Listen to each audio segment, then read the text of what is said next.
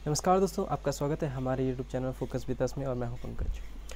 कहीं आप जो एडेड कॉलेज की भर्ती आए हुए हैं उसके फॉर्म भरने तो नहीं जा रहे हैं, या अगर आपने भर दिया है तो आप कुछ चिंताओं को लेकर ज़रूर चिंतित होंगे, कुछ इन्फॉर्मेशन को लेकर।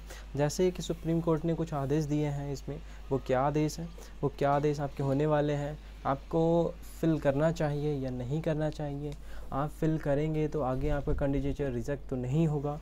ये इन्हीं जुड़ी हुई जानकारी हम आपको इस वीडियो में प्रोवाइड करने वाले हैं। तो जैसा कि आपको सभी को पता है भाई, उत्तर प्रदेश की जो भर्ती होती है, कोई भी भर्ती हो, बिना हाई कोर्ट सुप्रीम कोर्ट जाए कंप्लीट नहीं होती है। ठीक है। और बेसिक सबसे पहले होती है टीचर की भर्ती। तो टीचर की भर्ती बिना हाई कोर्ट जाए कंप्लीट हो ही नहीं सकती। वैसे तो इस पर बहुत सारे मेम्स बने हुए हैं, मैं उनकी बात नहीं करूँगा। मैं तो सिंपल से सीधी सी बात करूँगा कि कोई भी भर्ती आती है तो सबसे पहले आपका नोटिफिकेशन आता है। नोटिफिकेशन आने के बाद उस पर चर्चा होती है। चर्चा होने के बाद वो पहले सुप्रीम कोर्ट जाता है, फिर उसके बाद एडमिट कार्ड आता है। एडमिट कार्ड आने के बाद एग्ज़ाम होता है। एग्ज़ाम होने के बाद फिर वो सुप्रीम कोर्ट जाते हैं। ऐसे ये प्रक्रिया चलती रहती है और करीब करीब 2 साल से 3 साल के बीच ये कंप्लीट हो पाती है। फिर भी बहुत सारे स्टूडेंट्स यानी कि जो टीचर बन जाते हैं उनको ज्वाइनिंग लेटर नहीं मिल पाता है। तो मेरे हिसाब से तो प्रोसेस कितनी ही बड़ी हो, कहते हैं ना, काम भले ही धीमे धीमे हो पर चलता रहना चाहिए। तो चलता रहेगा तो आपको उम्मीद रहती है कि हाँ, हमारा अगर हो गया है तो एक ना एक दिन हम ज़रूर उस चीज़ को गेट कर लेंगे, यानी कि आप ज़रूर इसमें लग जाएंगे। तो मेरा कहने का मीन्स है कि आप अवश्य फॉर्म डालिए, पर देख लीजिए कि आप एलिजिबल हैं या नहीं हैं। क्योंकि हाई कोर्ट ने यहाँ पे कुछ अपने, जब यहाँ पे स्टूडेंट्स ने बताया कि जब भर्ती आई थी सबसे पहले स्टार्टिंग में, तो बताया गया था कि सिर्फ यहाँ पे ग्रेजुएशन वाले फिल कर सकते हैं, यानी कि कोई भी ग्रेजुएशन वाला हो यूपी की एडेड कॉलेज की भर्ती में फिल कर सकता है फॉर्म। लेकिन अब ऐसा नहीं है। अब इन्होंने कई क्राइटेरिया रख दिए हैं। बहुत सारे स्टूडेंट्स गए सुप्रीम हाई कोर्ट में और उन्होंने बताया कि अगर हमने टेट किया हुआ है, हमारे पास बीएड है, तो हमारे बीएड करने की वैल्यू ही क्या हुई। ठीक है। तो इस तरह से हाई कोर्ट ने भी माना कि हाँ, अगर टीचर की है तो टीचर की भर्ती है तो सीधे सी है, आपके पास टीचर की अहर्ता होनी चाहिए, यानी एलिजिबिलिटी होनी चाहिए।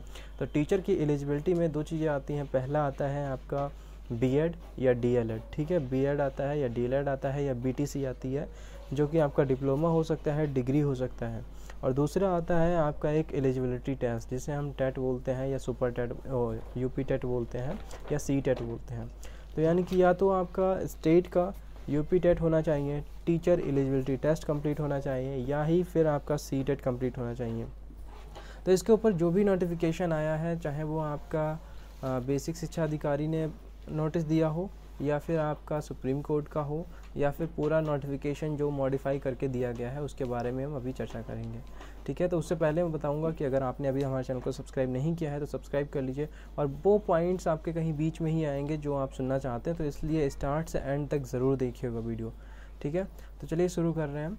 तो यहाँ पर अगर मैं इसको देखूँ तो हमारे पास ये एक शॉर्ट नोटिस है जिसमें दे रखा है कि क्या क्या आपके पास क्वालिफ़िकेशन होने चाहिए जिससे आप सहायक अध्यापक या प्रधानाध्यापक यानी कि प्रिंसिपल या आपके एडेड कॉलेज में असिस्टेंट टीचर के रूप में आप भर्ती देख सकते हैं या उसमें अप्लाई कर सकते हैं।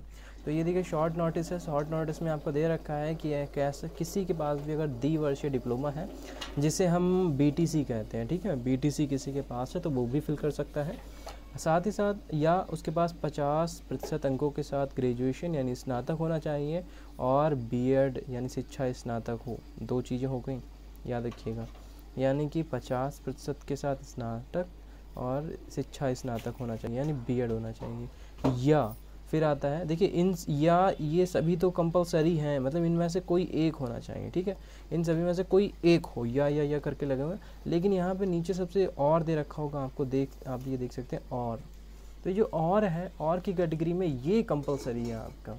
ठीक है, इनमें से कोई भी चलेगा, इनमें से कोई भी आपके पास क्राइटेरिया हो तो आप फिल कीजिए, लेकिन ये क्राइटेरिया कंपलसरी इन्होंने कर दिया और लिख दिया। ठीक है, अब क्या है मैं देख लेता हूँ सारा। हाँ, प्रारंभिक शिक्षा की 4 वर्षीय, जैसे बीएलएड कहते हैं, 4 वर्षीय बीएड, बीटीसी या बीएड या बीसी, बीएससी या एड। ठीक है, और 50% बीए हो सकता है, 3 वर्षीय बीएड हो सकता है, 1 वर्षीय बीएड हो सकता है, और साथ ही साथ राज्य सरकार या भारत सरकार यानी सी टेट या टेट यानी यूपी टेट द्वारा संचालित उच्च प्राथमिक स्तर, जिसे हम जूनियर क्लास कहते हैं, क्लास 6 से लेकर क्लास 8 तक की अध्यापक पात्रता यानी टीटी जो टीईटी होना कंपलसरी यहाँ पे बता दिया गया है। प्रधानाध्यापक के बारे में देखें तो इनमें से सभी आपके पास में कोई भी एक ले सकते हैं, ठीक है। ये जितनी भी दे रखी हैं इनमें से कोई भी या कहें, लेकिन यहाँ पे जो आपकी और वाली दे रखी है ये और दो चीज़ें हैं। पहली चीज़ है सरकार द्वारा या राज्य भारत सरकार द्वारा संचालित उच्च माध्यमिक स्तर यानी कि टेट आपको पास होना कंपलसरी है। दूसरा है बेसिक शिक्षा परिषद के मान्यता प्राप्त जूनियर हाई स्कूल और उच्च बेसिक शिक्षा स्कूल में 5 वर्षीय अध्यापन का अनुभव भी होना चाहिए, ठीक है। यानी कि अनुभव भी आपको इसमें मांगा जा रहा है। किस में है? प्रधानाध्यापक में यानी प्रिंसिपल की भर्ती में। अगर इसके हम मेन नोटिफिकेशन पे आए तो ये आपका है मेन नोटिफिकेशन। इसमें क्या क्या चीज़ें हैं वो हम देख लेते हैं।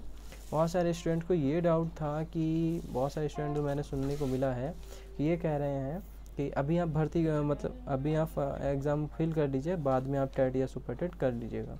वो भी देख लेते हैं क्या है इसमें। देखिए यहाँ पे शॉर्ट नोटिस आपका है जो दिया गया था, उसके बाद ये फुल नोटिस आपका यहाँ पे मिलेगा कि बाद में संशोधित होकर जो नोटिस यहाँ पे आया हुआ है बेसिक शिक्षा अनुभाग के द्वारा। ये देखिए डेट है उसके बाद कि इस संख्या नंबर दे रखा है और डेट दे रखी है आपकी 4 दिसंबर 2019 को ये अधिसूचना जारी की गई थी, जिसमें बताया गया कि कुछ जूनियर हाई स्कूल जूनियर अध्यापकों की भर्ती जो है वो कराई जानी चाहिए, ये बताया गया था। ज़रा देखिए ध्यान से। तो पहला जो उत्तर प्रदेश मान्यता बेसिक स्कूल है जैसे जूनियर हाई स्कूल अध्यापकों की भर्ती की और सेवा की शर्तें जो हैं 1978 के अधिनियम के द्वारा दी गई हैं। तो इसमें क्या क्या है, यहाँ पे जो मेन है वो उस पर हम आते हैं। आपका देखिए यहाँ पे है अध्यापक पात्रता परीक्षा अहर्तांक, यानी कि अहर्तांक मीन्स कहते हैं आपकी जो एलिजिबिलिटी होनी चाहिए, क्राइटेरिया होनी चाहिए, वो क्या क्या होगी। देखिए इसमें बेसिक ये बात कही गई है कि जो भी मान्यता प्राप्त स्कूल हैं, एडेड कॉलेज हैं, उनमें जो भर्ती होगी वो गवर्नमेंट के थ्रू की जाएगी, यानी कि चयनित समिति जो होगी वही डिसाइड करेगी कि किसकी भर्ती की जानी चाहिए, ठीक है। तो ये गवर्नमेंट का और शिक्षा भाग का अनुभाग का पूरा मिक्सअप है। यहाँ पर नियुक्ति की बात की गई है तो नियुक्ति भी आपको बताया गई है कि प्रत्येक 31 जुलाई तक हर मान्यता प्राप्त स्कूल में कम से कम जितने भी टीचरों की भर्ती खाली है, पद खाली है, उन पदों पर भर्ती करना आवश्यक है, ठीक है। यहाँ पे देखिए प्रबंधीकरण का यह दायित्व होगा कि यह किसी मान्यता प्राप्त स्कूल के यथास्थिति प्रधानाध्यापक या सहायक अध्यापक की पद रिक्ति को प्रत्येक वर्ष 31 जुलाई तक भर लें।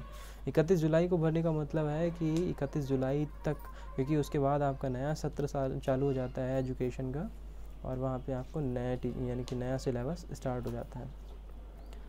नीचे आएंगे यहाँ पे देखिए न्यूनतम अर्हता यहाँ पे जो दी गई है, यानी कि क्वालिफ़िकेशन क्या होनी चाहिए। देखिए यहाँ पे क्या रखा है, किसी मान्यता प्राप्त स्कूल के सहायक अध्यापक के लिए न्यूनतम अर्हताएँ विश्वविद्यालय अनुदान आयोग से मान्यता प्राप्त किसी विश्वविद्यालय से, यहाँ पे देखिए क्या रखा है आपका स्नातक उपाधि क्या होनी चाहिए, स्नातक उपाधि एवं राज्य सरकार विश्वविद्यालय अनुदान आयोग द्वारा मान्यता प्राप्त निम्नलिखित कोई अध्यापक प्रशिक्षण कार्यक्रम, ठीक है।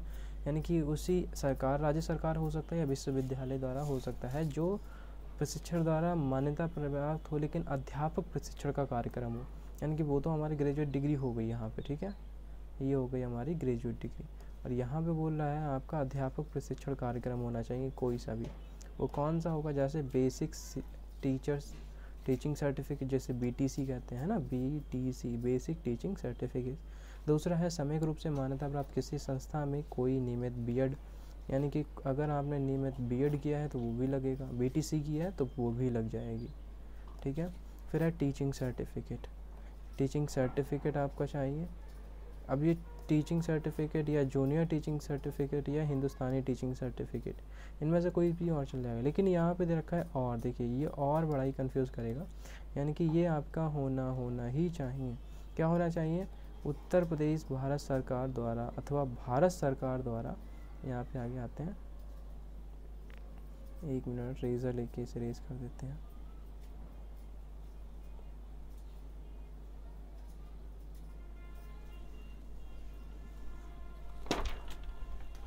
तो यहाँ पे आप नीचे जब आएंगे, थोड़ा सा स्क्रॉल करेंगे, तो यहाँ आपको मिल जाएगा आयोजित अध्यापक पात्रता परीक्षा, यानी कि TET जिसे बोलते हैं टीचर एलिजिबिलिटी टेस्ट, वो आपका भी होना चाहिए।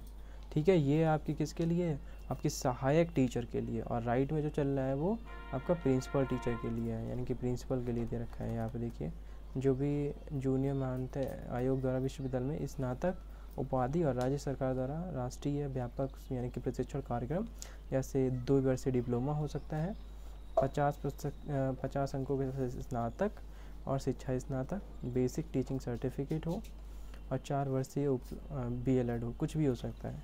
और साथ ही साथ क्या होना चाहिए, जहाँ पे और लिखा हुआ है, ठीक है, जैसे इसमें तो हमने देख लिया। यहाँ पे जो प्रिंसिपल के लिए, वहाँ पे देखिए प्रिंसिपल के लिए क्या रखा है, 5 वर्ष का अध्यापन का अनुभव होना चाहिए। ठीक है, तो ये समझ लीजिए, साफ साफ इन्होंने बोल रखा है कि जो भी कैंडिडेट TT कर चुके हैं, ठीक है, किया है जिन्होंने TT, होना चाहिए उनके पास TT। देखिए अभी TT का कोई नोटिफिकेशन आया ही नहीं है, तो आप कैसे कह सकते हैं कि आप जो है TT बाद में फिल कर सकते हैं, ठीक है, बाद में आप भर सकते हैं, ये तो TT का कैसे कर सकते हैं। तो उन स्टूडेंट्स के लिए बहुत ही खुशखबरी की बात है जो TT करके बैठे हुए हैं और जिनका टेट पास है और जूनियर से पास है, तो उनके लिए बहुत अच्छी खुशखबरी है कि अब उनका कंपटीशन कम हो जाएगा और उनके पूरे चांसेस रहेंगे, 100 तो नहीं कह सकते, लेकिन पूरे चांसेस रहेंगे कि वो अच्छे से ये बेसिक यानी कि एडेड कॉलेज में सहायक टीचर बन सकते हैं। तो मेनली ये पॉइंट्स थे कुछ जिन्हें आपको बताना ज़रूरी था। ठीक है, बाकी आपका कुछ नहीं है। आयु दे रखी है कि क्या आयु होनी चाहिए, सहायक अध्यापक के लिए 21 वर्ष और प्रधानाचार्य के लिए 30 वर्ष रखी गई है। ठीक है, बाकी आपका कुछ नहीं है, बाकी इम्पॉर्टेंट है। बाकी आपका पेपर क्या होगा, पेपर की वैलिडिटी क्या होगी, पेपर में क्या क्या सिलेबस आएगा, कहाँ से आपको पढ़ना है, इसके ऊपर भी लेक्चर मिल जाएगा। इसके लिए आप हमारे चैनल को सब्सक्राइब करके ज़रूर रखिएगा। थैंक यू गाइस, मिलते हैं नेक्स्ट वीडियो में।